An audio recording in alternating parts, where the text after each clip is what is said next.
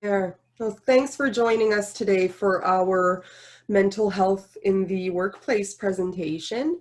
I'm Megan, and I work at Canadian Mental Health Association of New Brunswick. I want to let you know that I have my colleague Dawn with me here today, so you may see her type messages or whatever. She's just here to support me.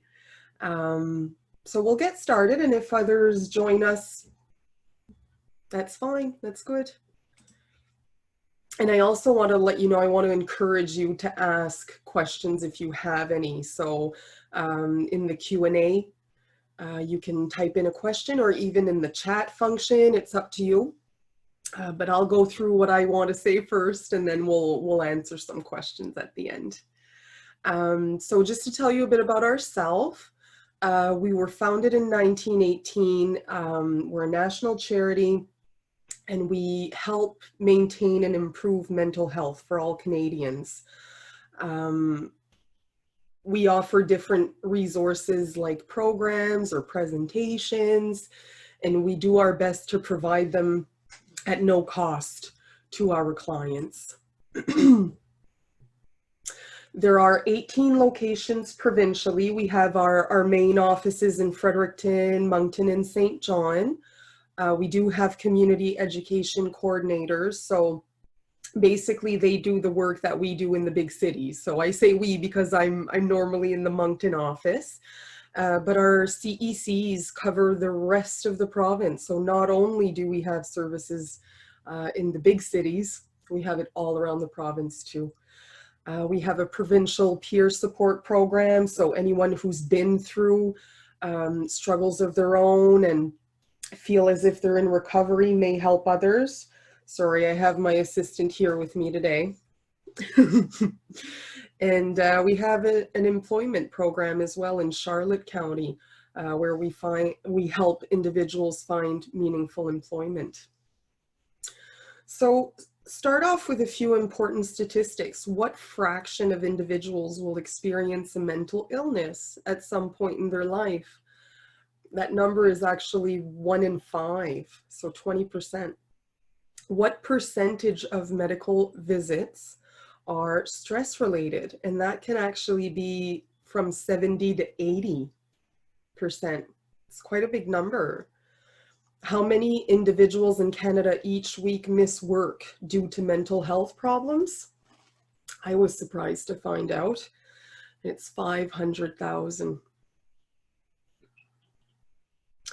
What ranking of the leading causes of disability worldwide are mental health problems? So out of the 10, mental health is at 5. Oh, I'm just seeing that Dawn's typing in. Thanks, Dawn.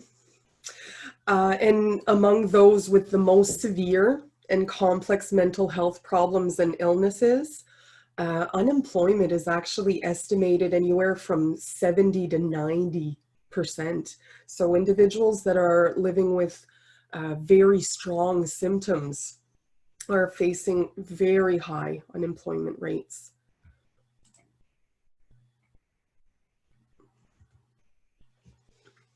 Factors which may increase or influence the risk of developing a mental illness could be a chemical imbalance. So just the way you were born, right? Sometimes there are certain neurotransmitters that aren't made up the same way as others. And because of that, it can increase your risk of developing a mental illness. Individual attributes. So some of us are just born more resilient than others, right? We have substance use or misuse. Of course, especially if you start using substances at a young age, right? Before, let's say you're 25 and your brain isn't done developing yet. So using substances can actually change the makeup in your brain. Social and economic circumstances, absolutely. Think of alcohol, right? Alcohol is legal in Canada and we see it everywhere. It's at family functions, it's at any type of event that we have, right? It's so readily available. And what is one of the substances that's used the most in Canada? Alcohol, right? So traumatic life events, something that happens in your life that just overwhelms you and surpasses your ability to cope, that puts you at a higher risk of developing a mental illness. Different environmental factors, something like this, for example, the pandemic that we're going through, it increases the risk. It doesn't mean that you will develop a mental illness, but it certainly increases the risk. Hereditary, talked about that.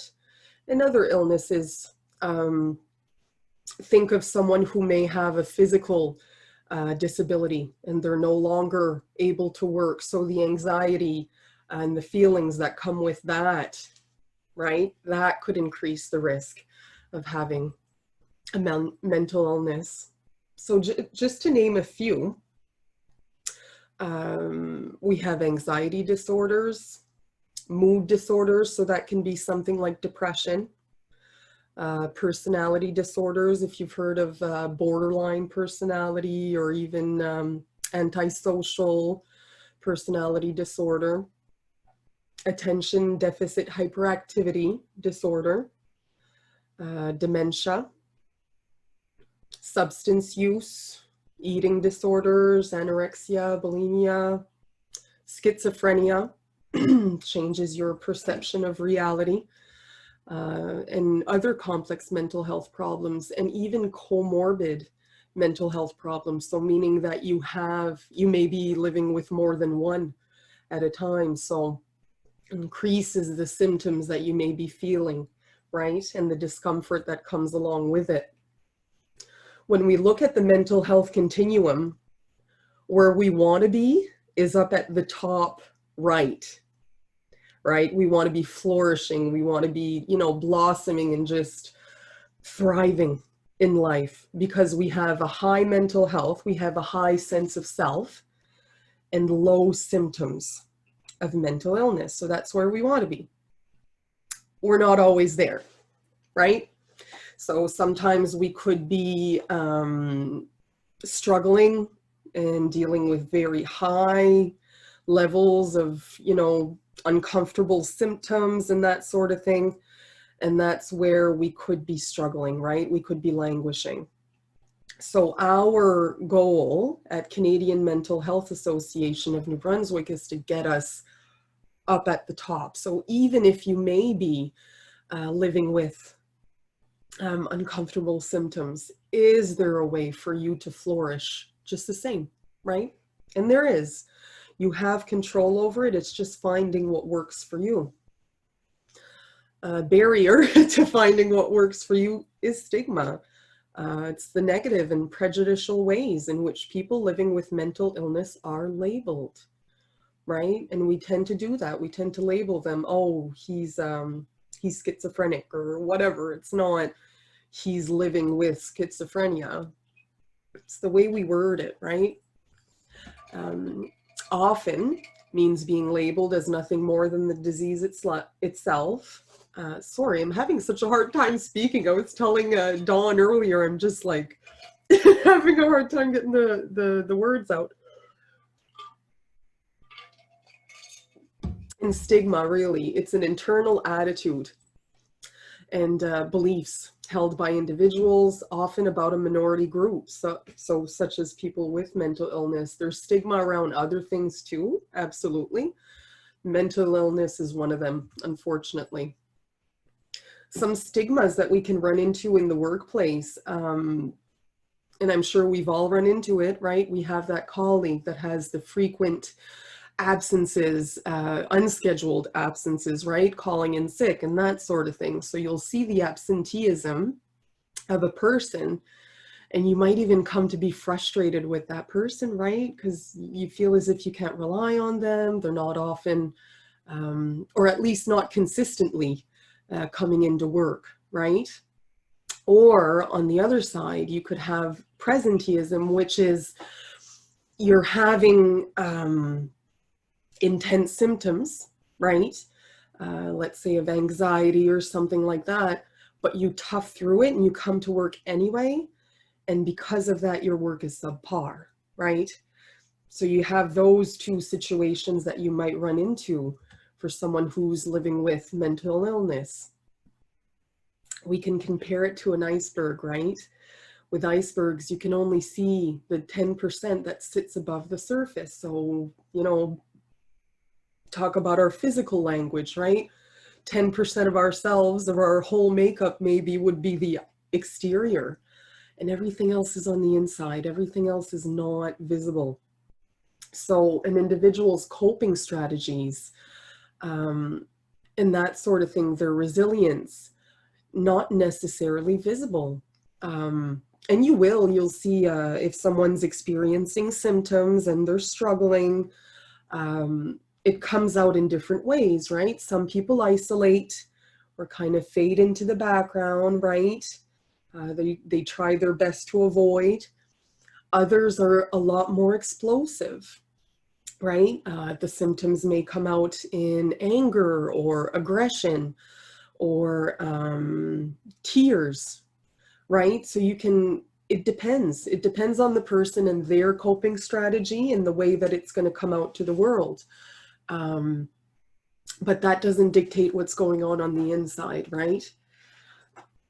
So we have life experiences too that contribute to our coping strategies. Do we come from a family, that is resilient, that knows how to problem solve? Did we grow up in that kind of an environment where it just kind of came to us second nature?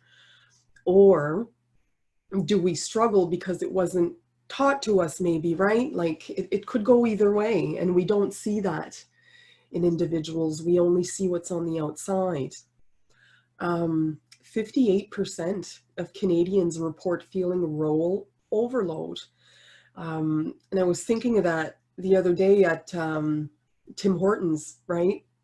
And I mean, now the service looks a lot different, but in general, if you think of, 10, 20 years ago, they didn't have half as many items on the menu, did they? The menu was much simpler. And so, the individuals that work at Tim Hortons had those responsibilities attached to that. But now there's the sandwiches and the soups and everything else, right, that comes with it. And it doesn't mean that they get an increase in pay, but they do have a lot more responsibility on their plate, right? So that things like that can contribute to feeling that role overload, changes in the responsibilities that you have at work. Significantly higher prevalence of anxiety and depression in employees working more than 49 hours a week. I mean, yeah, that's understandable. I work my 37.5 and I'm just as anxious as the next person, right? So working 12 more hours, it's difficult. It's difficult to balance, right? People spent 45 fewer minutes each workday with their families in 05 than they did in 85. Maybe 45 minutes doesn't seem like a lot, but think of the last conversation that you might have had with a family member for 45 minutes. I was talking to my mom the other day on the phone for 45 minutes. And I loved it, right? It was a nice conversation, felt good to talk to my mom. So imagine if we had that interaction with our family members or whoever it is we live with, or even with our cats. If you were able to spend that extra 45 minutes a day, imagine the comfort that would bring to you. And employee performance, rates of illness, absenteeism, accidents, and staff turnover are all affected by employees' mental health status. Absolutely. Yeah. Most commonly presenting workplace mental health problems or illnesses in the workplace would be anxiety, depression, and substance abuse. Those are the ones where that iceberg, the tip of the iceberg, it might be a little more obvious, right? Most often it affects people in their prime working years, so between 24 and 44. That's where we see the peak of the symptoms. Work-life balance is a crucial factor in mental health. The demands of the workplace continue to increase, as do the number of hours most Canadians spend at their jobs. And I was surprised to see this too. 1 in 4 Canadians work 50 hours per week or more, compared to 1 in 10 a decade ago. So imagine what that's going to look like 10, 20 years from now, right? So it's important to take care of yourself, regardless of how many hours you work in a week, whether it's 30 or 50. It's important to take care of yourself, not only at home, but at work too. Just because you're at work, it doesn't mean that you're not an individual with emotions and feelings and symptoms. And you know what I mean? You're the exact same person that you were at home. You're the same person at work. Of course, different challenges and feelings are going to come forth. It's important to address the ones that you're feeling at work just as much as you would address the ones that you're dealing with at home, right? It's a matter of finding the balance throughout the whole day, as opposed to just focusing on work or just focusing on home, right? And I find sometimes we put a lot of importance on one more than the other. They're just as important, both of them. About 27% of working adults said they felt a lot or an extreme amount of stress on a daily basis. 62% of respondents reported work stress as the main reason for their stress. So more than half are very stressed out, and work is a big contributor. And then we have the other sources of stress. So we have the financial concerns, not enough hours in a day, different family issues, or any other issue that life can throw at us. Employment provides 5 categories of psychological experience that promote mental well-being. So time structure. We're just like we were when we were kids, right? Like when we were kids, we wanted to know what was going to happen throughout the day, and we really thrive when there's routine and that sort of thing. We're the same. We're the same as adults. Not saying that spontaneity is not suitable sometimes, but we thrive with routine. So the time structure that work gives us can be very comforting. The social contact, we've all made friends at work that we adore, even if we don't hang out with them outside of work or anything. You know, it doesn't mean you have to be best friends with who you work with, but you enjoy seeing them every day, right? You enjoy catching up with them and asking them about their kids and this and that. So it's really comforting to have that social contact. The teamwork sense, right? The sense that you're part of a group and you have a specific purpose that you're working towards. That's comforting. A social identity, right? So just for me, for example, I'm able to say that I work in the mental health sector. And of course, that brings a certain feeling for me, right? And the feeling could be different for different people, depending on their job and that sort of thing. For me, I'm happy. I'm very happy to say that I work in mental health. It's something that I care about, and it's something that affects me and everyone that I know. So of course I want to make it better. So that's comforting to me. And regular activity. So of course, different tasks that are given to you by your work. You're constantly working at something. You're not idle usually at work, right? If you are, that would be the exception, I think.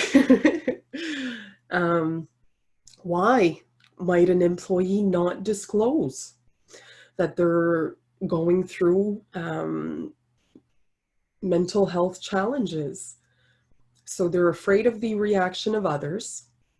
How is it that the others are going to accept this information? Are they going to treat them any differently? You know, are they going to lose their job maybe, right? There are all of these concerns that come up. Discrimination, right? Are they,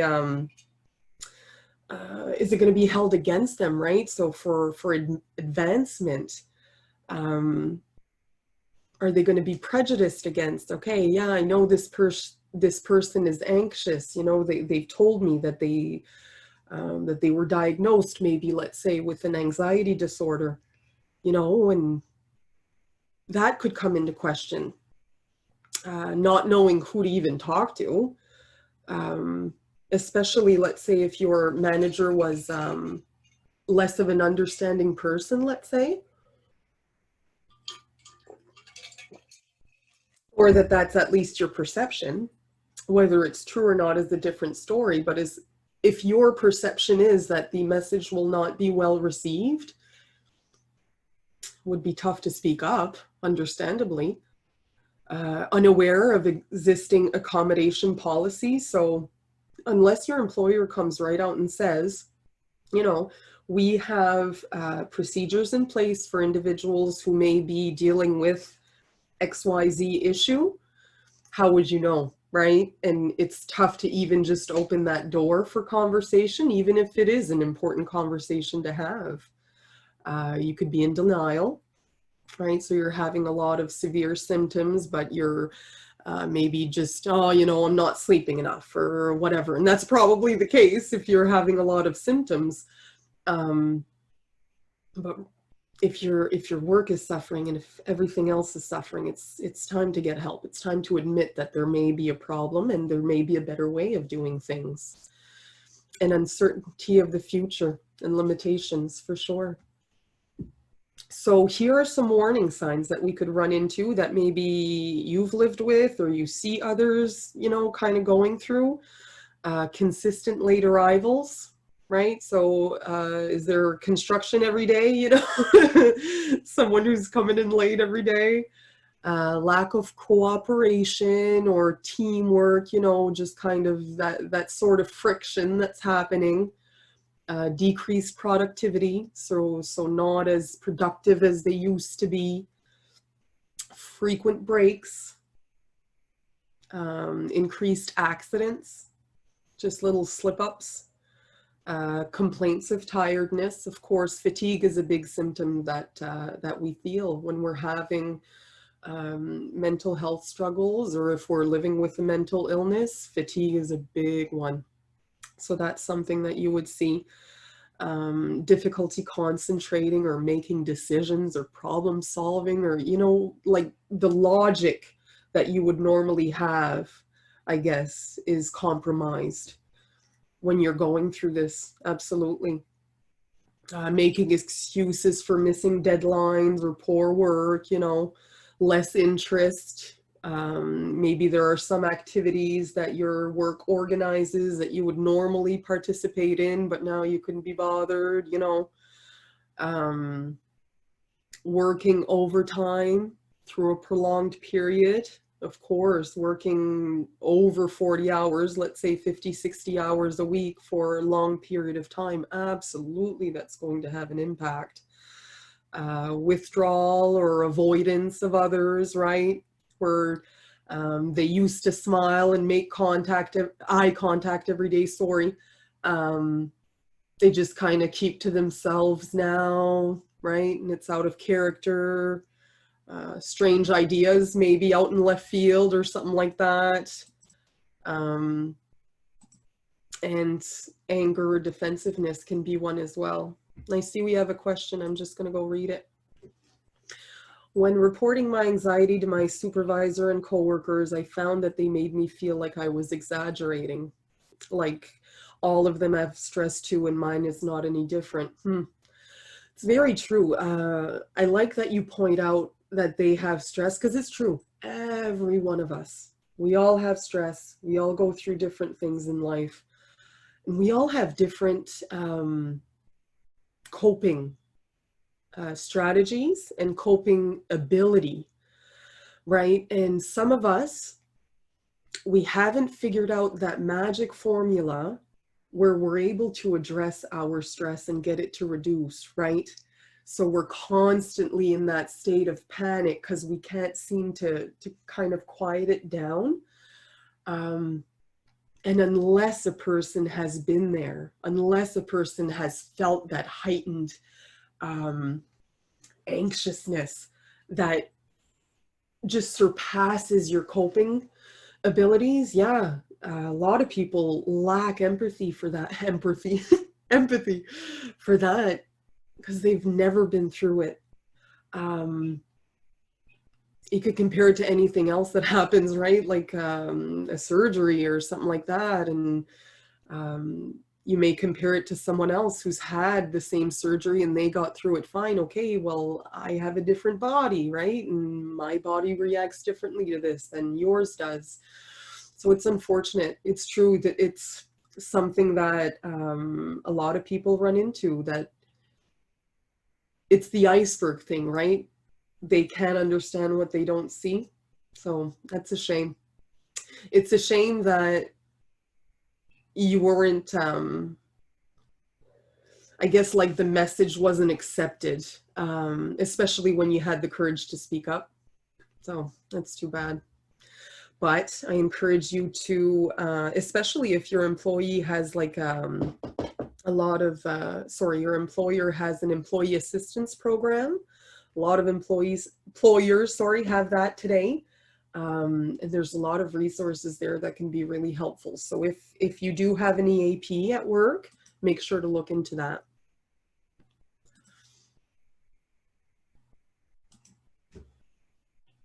Few more warning signs. Why may an employee or supervisor not act to support someone? So they don't know how to help. That could be one. They're at a loss. They've never dealt with it before, or, fear of consequences from becoming involved. So is this going to bite me in some way in the future, right? Lack of confidence on assessment of the situation. So I'm not a doctor, like, what do I know? That sort of an attitude. Hoping the situation will resolve itself. So, okay, this person may, I don't want to say grow out of it, but I think you know what I mean. Like, it'll pass for this person if I just ignore it. Or having previously been affected by a similar situation that either didn't end well or wasn't managed properly, right? And they were burned at that time, so they have a hard time facing it again. But the risks of not acting, the lack of support may lead to deterioration of condition. So like you just mentioned, speaking up, but not having the support, that the feelings that come along with not being supported, of course, that might deteriorate the condition. Strained relationship between employees, right? If it's not addressed and a person is still missing a lot of time, let's say, yeah, that's tough. Oh, thank you, Dawn, for adding those details.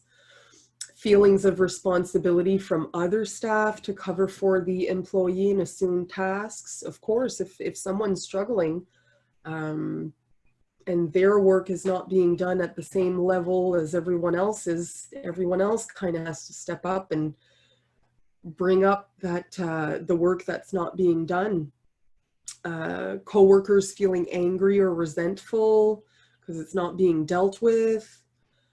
Coworkers avoiding contact with the employee, deterioration of morale, loss of an employee resulting from disciplinary of the employee experiencing difficulties or choosing to leave, right?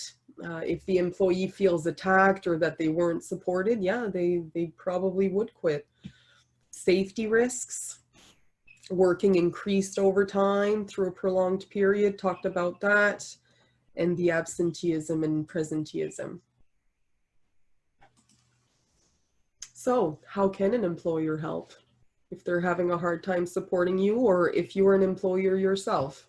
This is how we can help. So arrange a meeting to raise concerns and offer support. So if you're seeing a person experiencing symptoms and you see that it's affecting the work, address it.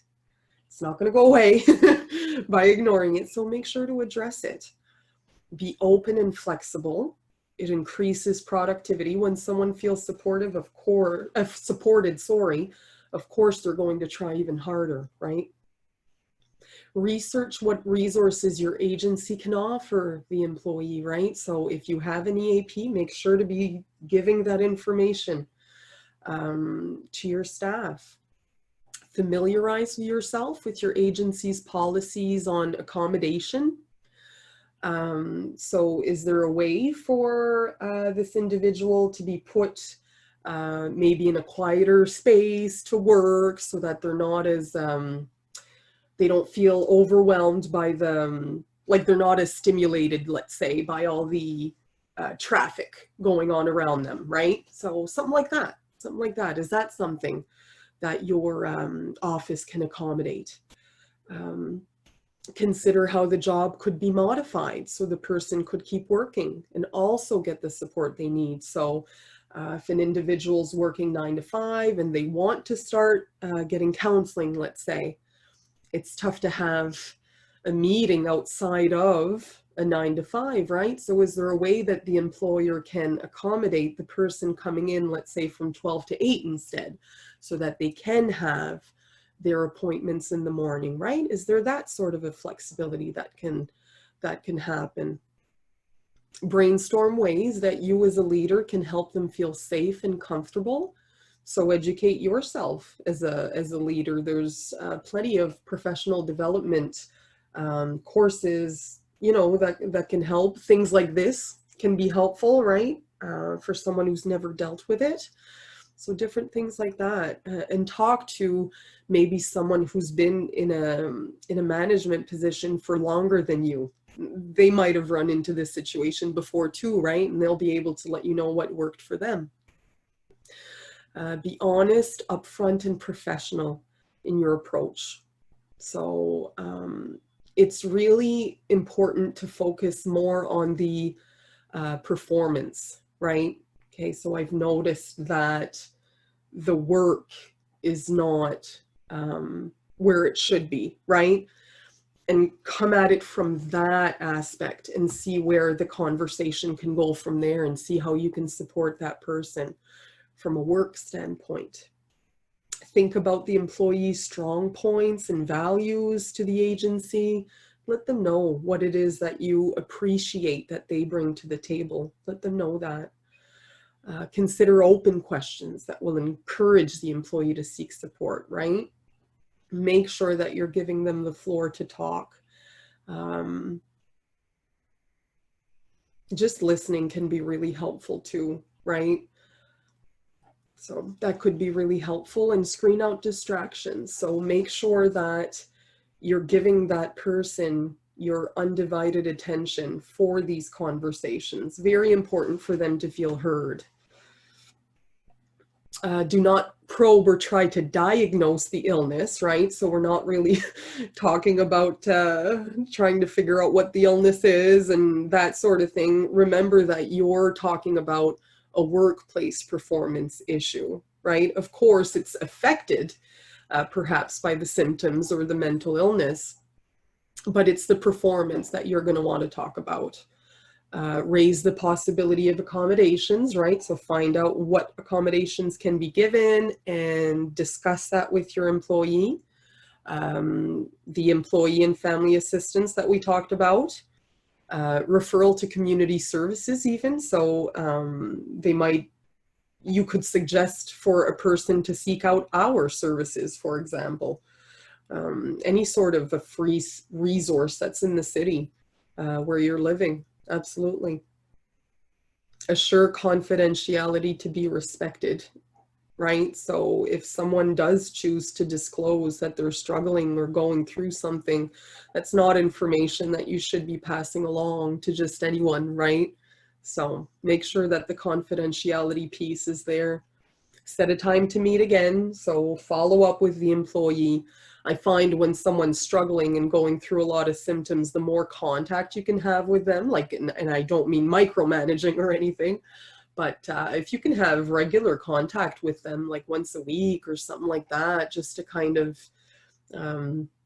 offer a few kind words, you know, and support to that employee would go a very long way. Ensure check-ins happened as promised. So if you say you're going to check in with them on such and such a day, make sure that you're following through on that. They're probably relying on that and looking forward to that meeting, right? So that they can have that comfort of meeting with you. Follow up with evaluations on work performance. So make sure that you're being transparent with their progress as it relates to their work. Document all the meetings, so everything that you suggested to them to support them, right? Just like you would do with any other meeting. And provide ongoing education for all staff. So I know at the, well, at this work too, but at other employers that I had, they would ask different agencies to come in and talk to us about different topics like gender identity, for example. You know, we had a presentation about that so that we could become aware and we could become allies to that community.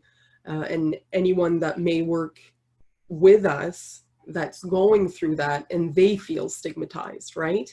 So that kind of education can be really helpful for staff. Make sure you're doing that.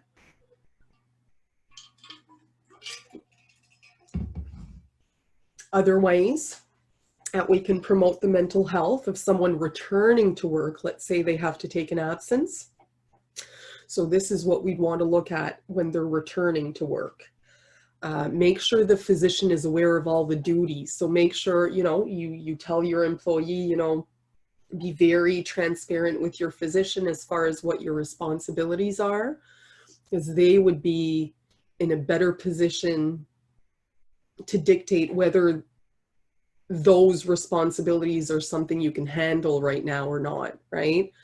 And maybe there is, you know, 40% of your responsibilities that you could carry out, but 60% is just not healthy at this point, right? So that's something that you're going to want to discuss to see if, you know, where you stand with that. Encourage the employee to follow his or her treatment plan. Absolutely. Check in with the employee to see how they're doing. So have that regular contact. Ensure there's a wellness plan in place in case a crisis arises. So if someone, I don't know, let's say breaks down in tears, what's the code word to help them, right? So make sure you have maybe a little plan in place where you can go get them, bring them to a quiet place and, you know, something like that. Make sure that you have that kind of a plan. Consider gradual return. So in that example that I gave, that you can handle a certain portion, right? Can you maybe work 4 hours a day for a little while as opposed to working a full 8? That would be very helpful for someone coming back from an absence. Identify possible stressors or triggers within the workplace. Is there something that could be removed or accommodated for this person? Right, the work pace and the noise level, is there something that can be accommodated there? Include the employee in decisions related to their wellness. Ask them what they would like to see in a perfect world. They'll let you know, and you can work something out. Maybe their request is not going to be doable or feasible, but at least you know where their head is at, and you can rebuttal with what your company can offer. And make sure the individual is treated as a member of the team. So they're still an employee of yours. They still contribute in whatever way they can right now. And if they receive the proper support, they can recover and they can become just as productive as they used to be, maybe, right? In a lot of cases that can happen.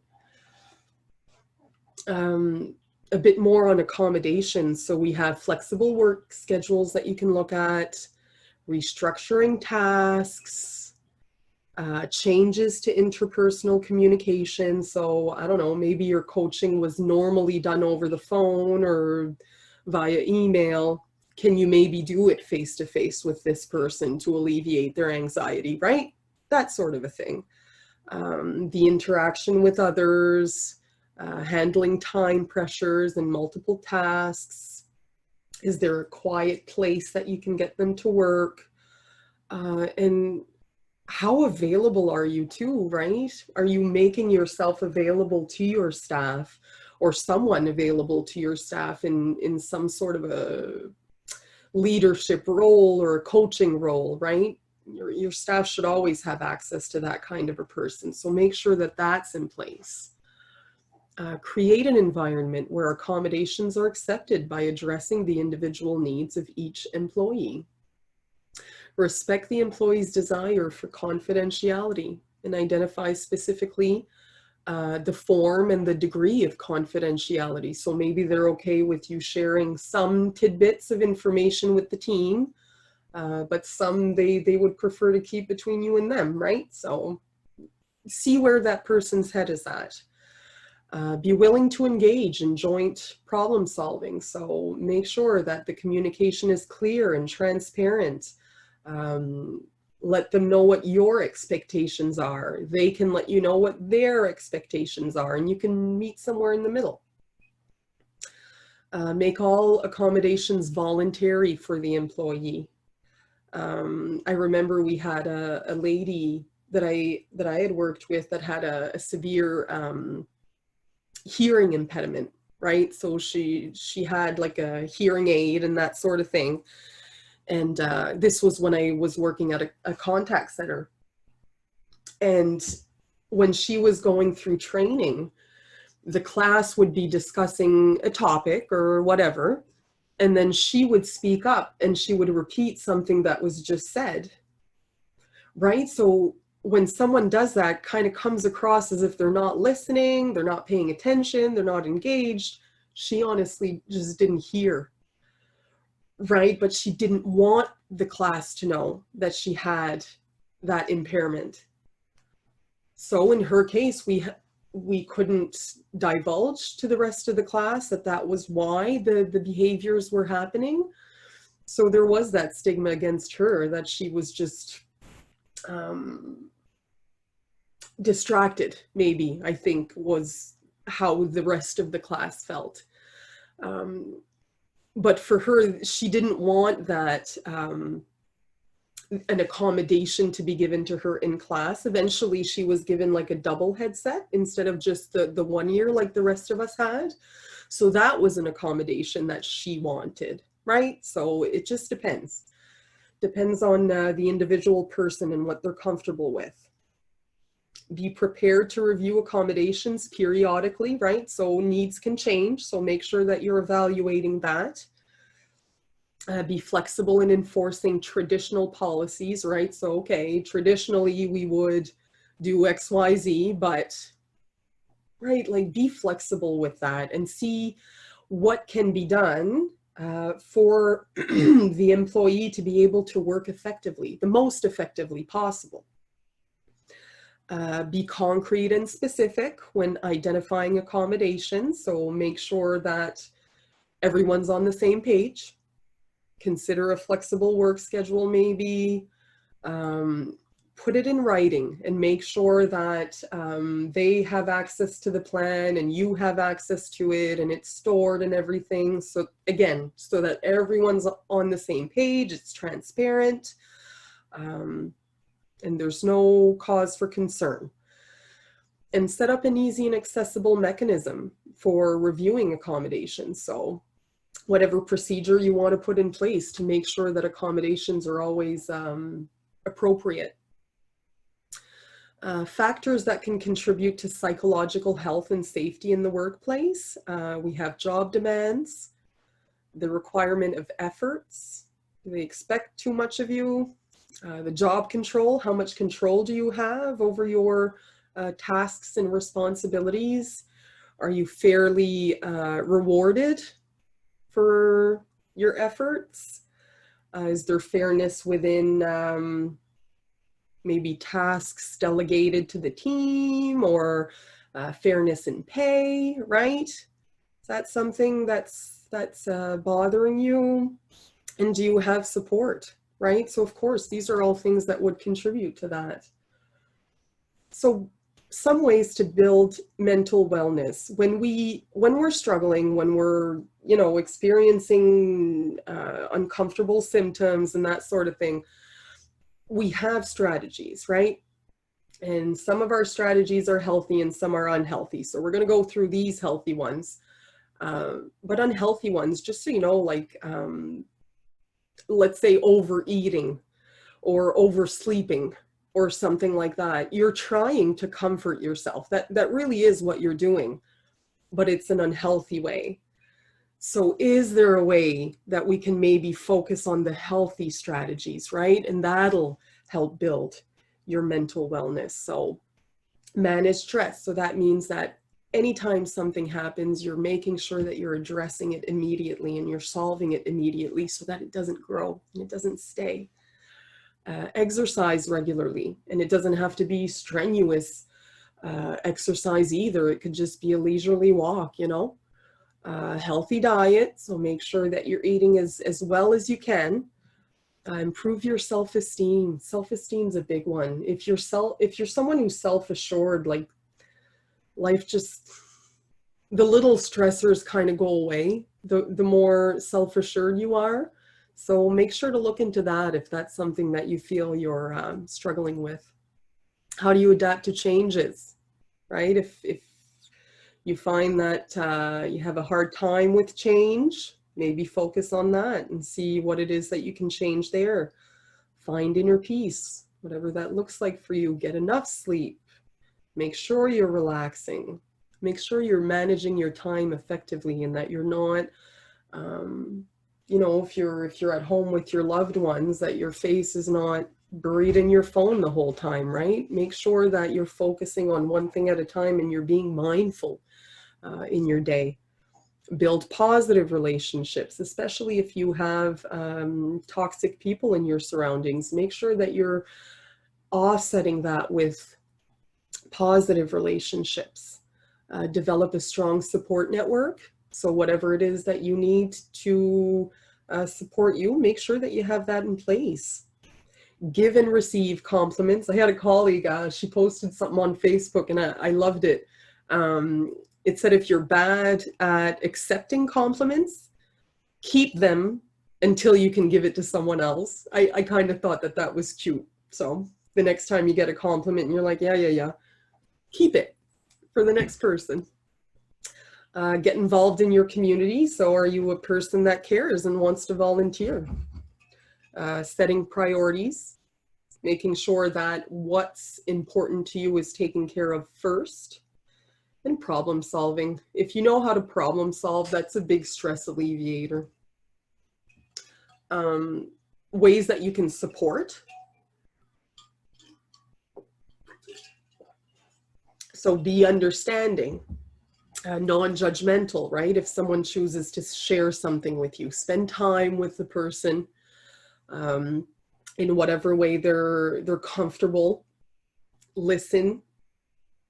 Never underestimate the person's abilities, especially if they're able to recover, right? If they're able to kind of get from that low point and start working their way up, of course their abilities are going to come forth.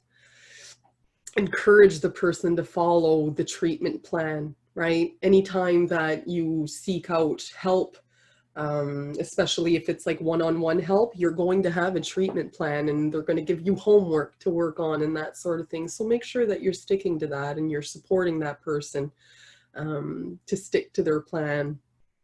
Become informed about mental illness. So if you know of a diagnosis that has happened with your friend, what can you read up on to maybe understand it a little better? Crisis training, right? So Do you know what to do in a crisis if this person feels extremely overwhelmed? Is there something that you could do that would help them, right? So educate yourself there. Safety absolutely has to be a priority. And learn about community resources. So if a crisis happens, and speaking of resources, we're going to go through a few. And also, this is the last slide. So if you want to start typing in your questions so we can have a little discussion, go ahead and start doing that. So be aware of these resources. So physicians, counselors, other professionals, someone like us, like CMHA, spiritual leader, or a religious leader, maybe, if someone has a specific faith, family and friends. Telecare 811 is a really good resource too. They can help point you in the right direction anyway. So it's a really nice resource. We have addiction and mental health clinics. So for example, in Moncton, we have the center over at 81 Albert, if anyone's familiar with that, where you can be seen. CHIMO, that's for anybody who may be in crisis. So that's a great resource to call. And for the younger crowd, the Kids Help Phone is helpful as well. So I'll just stop sharing that for now, and I'll see if we have any questions coming in.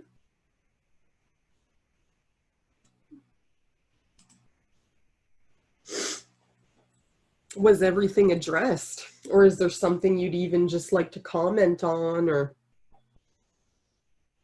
discuss?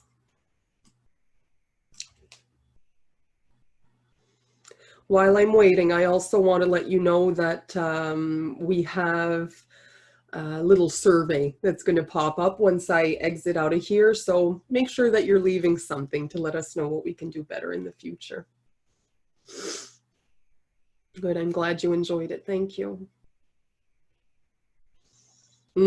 Yeah, those are good ones, right, Becky? Like building mental wellness tips. You really enjoyed that. So that's the thing. Like we have a tendency to want to comfort ourselves, but we don't always go about it the right way. So if we can try to find those healthy ways and stick to the healthy ways, at least most of the time, yeah, we'll see an improvement for sure. Well, lovely. Lovely. Thank you so much for joining me. I enjoyed our talk today. Make sure you subscribe to our, different channels that were posted earlier on, the YouTube and Facebook and everything. So the next time we have a presentation on a topic that catches your eye, make sure to join us again. Enjoy your day. Enjoy your beautiful weekend. I think it's supposed to be nice all weekend for the whole province. So make sure that you take advantage of the fresh air and stay safe. Take care.